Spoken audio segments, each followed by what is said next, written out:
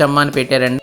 అంటే మేము రెసిపీని సేమ్ ప్రిపేర్ చేసామండి. చాలా బాగా వచ్చింది. మా కుటుంబ సభ్యులందరూ కూడా చాలా ఎంజాయ్ చేస్తున్నారని చెప్పారండి. ఆ రెసిపీ ఏంటంటే మిర్చి బజ్జీ రెసిపీ అండి. ఈ వీడియో లింక్ మీకు డిస్క్రిప్షన్లో ఇస్తాను, అక్కడి నుంచి చూడండి. ఈరోజు మనము చుక్క కూర టమాటా తయారీ విధానం చూద్దాం. ముందుగా మనం చుక్క కూరని ఈ విధంగా తీసుకొని నీట్గా కడిగేసి ఇలా తరిగి పెట్టేసామండి. వాటర్లో వేసి ఉంచాము. ఇప్పుడు మనం కుక్కర్లో 1 గ్లాస్ పప్పు వేస్తున్నామండి.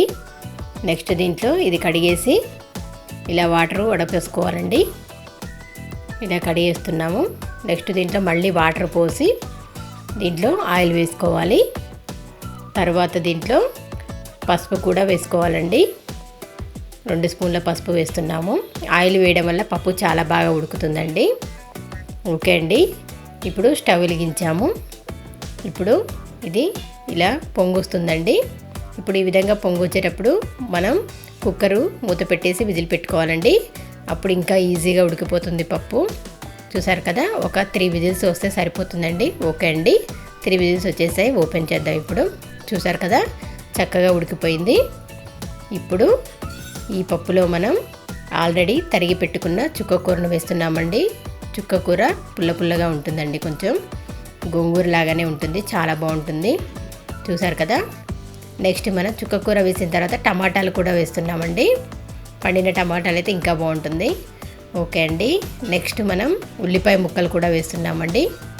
ఈ పప్పులో ఉల్లిపాయ ముక్కలు చాలా చాలా టేస్టీగా ఉంటాయి.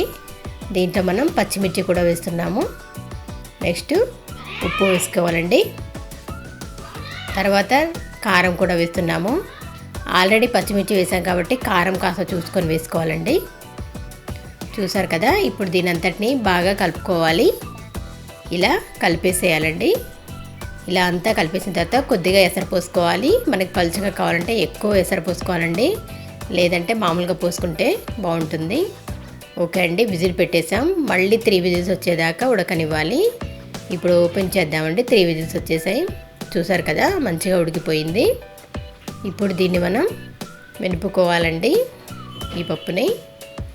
ఓకే, వెనిపేసాము. నెక్స్ట్ ముందుగా మనం ఒక చిన్న గిన్నె పెట్టుకొని దాంట్లో ఆయిల్ పోసుకోవాలి. ఈలోపు మనం పప్పును వెనుపుకోవాలండి. ఇలా ఈ విధంగా మొత్తం వెనిపేసుకోవాలి. ముందుగానే మనం ఉప్పు వేసాం కదా దీంట్లో, ఇలా అంతా వెనిపిద్దామండి. నెక్స్ట్ మనం ఆయిల్ హీట్ అయిపోయినట్టుంది. దాంట్లో మనం తాలింపు గింజలు వేసుకోవాలండి. తర్వాత ఎండుమిర్చి, కరివేపాకు ఇవన్నీ వేసేసుకోవాలండి. ఎండుమిర్చి కూడా వేసేస్తున్నాము. జీలకర్ర వేస్తున్నామండి.